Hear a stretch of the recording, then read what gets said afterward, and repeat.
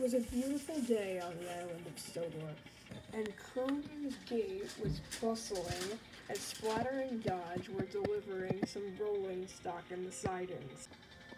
What train are those for, Splatter? Oh, apparently it's about to part at 12, apparently. Okay. That's what I heard.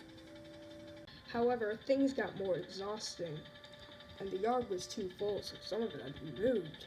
Boko was waiting impatiently at Crovan's gate. He didn't have his train yet, and he was most upset.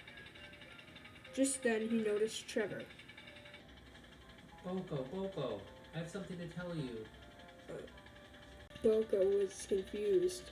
What sort of message? Your trucks. They're at Wellsworth, and Philip's going to give them to you, so you have to meet Philip there. Oh, so that explains why my train isn't here. I wonder how I never heard that. Anyway, bye. And Boko left to get his trucks. Boko shortly arrived at Wellsworth and was waiting for Philip to get his trucks, and then just then Thomas pulled up alongside him. Boko was rather confused why Thomas was there. Well, hey there, Boko. What brings you here? I'm here to get my train. Wait. Thomas, shouldn't your coaches be in a yard on, your branch line? Funniest thing, there's so much overcrowding today. I'm just here, hoping that they get brought to me soon. Okay. While they were waiting, Philip had pulled up, and Thomas noticed he had his coaches. This meant he was ready for his train. Thomas was gonna get started. Thomas waited and waited for Philip to uncouple. Annie and Clarabelle were ready, but Thomas wasn't. Thomas realized he had to push the train from this angle. Thomas thought everyone would laugh at him at the sheds if they saw him doing it. So he was gonna try to find the conductor and ask him to spin the turntable around. He then realized he didn't have to.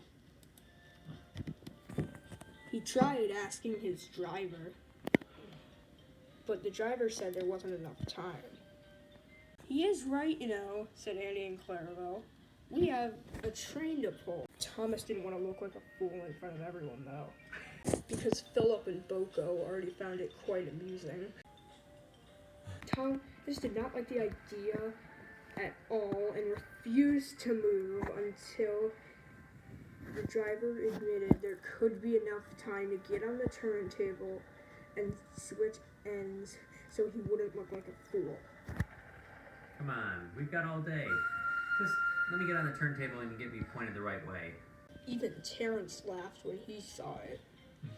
Are we referencing your toy? Said Terrence. Let's play! Push my buffers to help them, said Terrence. Thomas still remained firm to his weird ideologies and refused to move any further. Not budging. It was chaos. Boko and Philip were still laughing. They found it a great joke. In the span of time that Thomas could have been pulling his train, Philip gave Boko his train and he set off. Thomas was still not budging. We are late, Thomas, said his driver. But Thomas didn't take any notice. For all he cared, he didn't look like a fool anymore.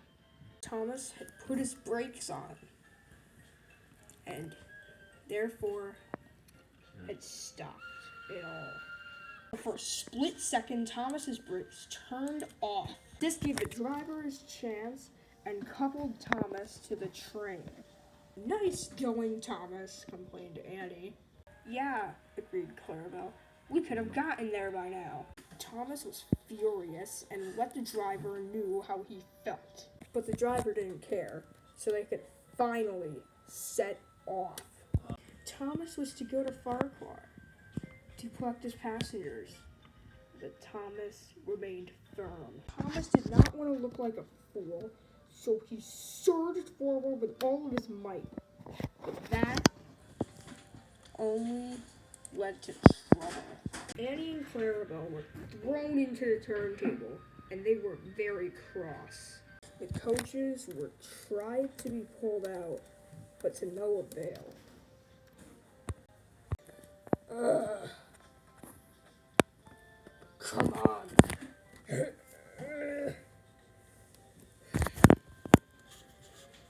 You kidding me? Thomas was switched onto another track and tried to pull them out, but to no avail. Annie and Clarabelle were still cross with him and intentionally held on their brakes to make it back. Let's just get this over with. Cooperate, you two. You're the one that shoved into us in the first place, they snapped. Eventually, Philip brought Rocky, and Rocky set to work. Thomas was then shunted into a sight. But it wasn't over yet. Thomas, the tank engine, said Sir Topham Hatt. Well, I'm glad you didn't collect your passengers when you did what you did. That still wasn't necessary. Annie and Clarabelle now need to be for repairs. Sir, does this mean I'm going to have to pull other coaches? Oh no. With there accidents like this, you will be helping whip and scruff at the waste dump. I tell ya, I had to take this stupid blue puffball out of a turntable today. And he's the #1 engine. Is that a fly up there? Okay, maybe not. Dun dun dun dun dun dun dun dun dun dun dun dun dun dun dun dun dun.